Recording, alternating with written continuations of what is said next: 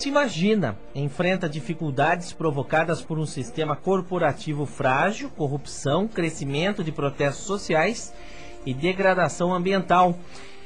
O livro O Aviso na Muralha, a China e o Ocidente no século XXI foi lançado pela editora Larousse e nós estamos com a gerente editorial da Larousse, a senhora Solange Mônaco. Boa tarde, dona Solange. Boa noite. Boa tarde, Marco. Tudo bem? Tudo bem. Então tá bom, é o fuso horário da China, né? Está tão escuro aqui, vai cair uma chuva. Em São Paulo tá o tempo, mudou o tempo já. Rapidamente. Em São Paulo, viu? Com essa questão da Olimpíadas, muitas pessoas eu acho que estão se interessando muito mais agora pela China, porque está em evidência, está no noticiário. Mas esse livro, ele vem mostrar o que da China? Olha, ele vem falar que a China, ela não é tão ameaçadora, porque o pessoal geralmente está falando que a economia da China vai engolir toda a economia mundial por causa da sua força e que as questões sociais, elas não vão interferir tanto assim na economia, né? Porque ela está se mostrando um capitalismo com características muito próprias. Mas, na verdade, o livro coloca que a China, ela está incorporando práticas da economia ocidental, mas não os valores do iluminismo, que são a base dessa economia forte até então no Ocidente. E as bases do iluminismo é a força das instituições, os processos de pensar europeu.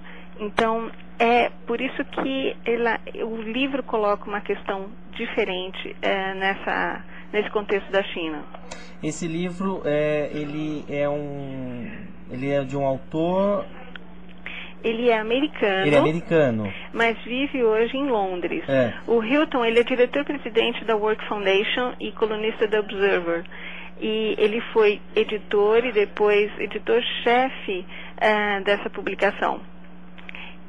Ele iniciou sua carreira no jornalismo como correspondente de economia para o programa da BBC Newsnight e para o Guardian. Então ele é uma autoridade em observar a China de um ponto de vista internacional e suas relações com outros países. Então, os Estados Unidos, todos os países europeus, suas relações também agora com a África e com a América do Sul na compra de commodities também.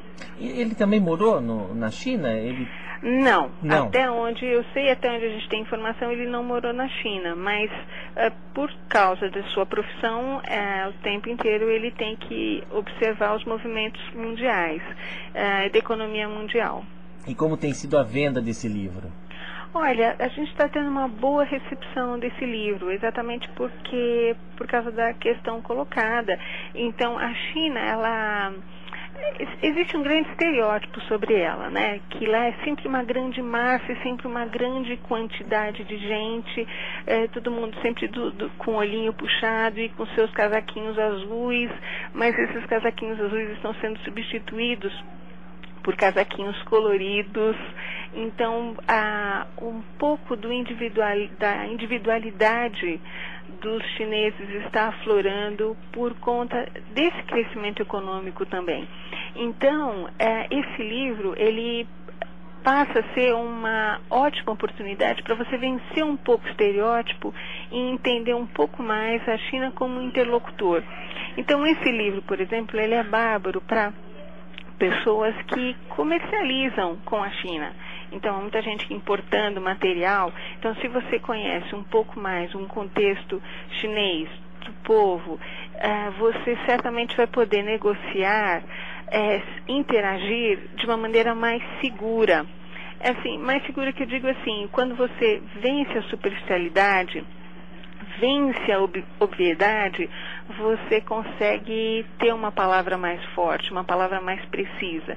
Então, esse livro é muito útil para essas pessoas que comercializam com a China, fazendo negócios direto com os chineses. Mas um outro aspecto interessante também é que, para um jornalista, esse livro é uma aula de observação. Quais os pontos de uma sociedade você precisa observar para fazer a sua observação ou na área econômica ou na área social, quais são as relações históricas, quais são as relações contemporâneas, sociais e econômicas, quais são as relações de trabalho que imperam. Então, esse livro, estamos tendo uma grata surpresa. Ele está, assim, ainda quentinho da gráfica, saiu há pouco tempo, realmente é um lançamento novíssimo, mas a gente já está começando a repor os estoques. Então, a gente crê que é uma coisa... O livro está sendo bem recebido. Podemos dizer que é uma aula. Então, serve como uma aula, um aprendizado da China. É um aprendizado e o texto ele é muito gostoso porque como é um jornalista muito experiente, o autor, então o texto flui facilmente. Ele consegue contornar aqueles dados chatos de estatística ou alguma coisa